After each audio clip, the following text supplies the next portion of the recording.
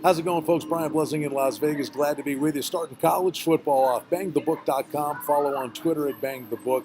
And don't forget the Sports Betting Podcast. Fantastic information. Let's talk about some intangibles for the first full week of college football and kind of read between the lines a little bit on some of these games. We had talked about this in a previous video, and it's on full display here. Colorado State against Colorado.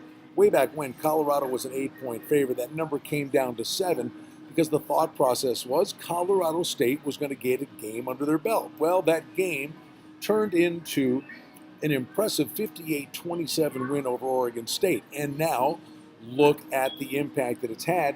That number that opened Colorado -8 was sitting at 7 is all the way down to 5.5, 6, 6.5, but as low as 5.5. So we talked about this several weeks ago, and this is the entire premise that you want to anticipate line moves and always try to get the best of the number. And that solid appearing performance by Colorado State has had an impact on this number in a rivalry game. How about Western Michigan and USC? This is a number that's been on the rise with USC up to 27.5, 28. And the bottom line is here, you've got PJ Fleck is gone from Western Michigan. Tim Lester takes over. I think part of this play is on the fact that Fleck is out of there. Now, Lester's a pretty good coach. The other thing is, of course, they lose Corey Davis, the stud wide receiver who went high in the draft to the Titans. But the one thing you should take note of is that USC has Stanford coming up next week, and they know they're going to catch Stanford with some travel concerns coming back from Australia. Nonetheless, USC is a public football team. But could this be a phony move? Because if you're USC and you know you got Stanford in the on-deck circle, do you really want to show everything you've got in the arsenal? So I think that one bears watching. Another one that's pretty interesting to me, and more than anything, it's the total I'm looking at.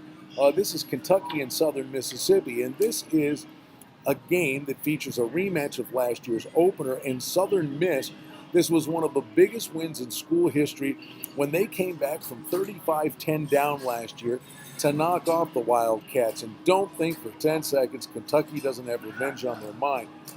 This is a team that has inexperience at quarterback, but they've got 17 returning starters, and we know how important experience is in college football. The other thing, from the total perspective, you've got Drew Barber's back, threw 4 touchdowns in the game last year for Southern Miss, and both of their running backs who had over 100 yards rushing. I think points galore in this game, and the total sitting at 61. I think it's a total that could go up because you have an inexperienced quarterback in Kentucky. Maybe that number's held static for now, but I think heading to the weekend, look for that number to go up. And then the other one that's of interest to me is Texas A&M and UCLA. And the move here is UCLA, 3.5 point favorite, up to 4.5. The total on this game is 56. But don't forget, last year UCLA had Texas A&M beat on the road and ended up losing it in gut-wrenching fashion. And then Rosen, who's a stud, played only half the season before he was lost to injury. People may forget just how good this guy was. And at home, I think Rosen's capable of putting on a show here. And there's a lot of pressure on someone and the Aggies in this spot. And I think you could see some points in this game.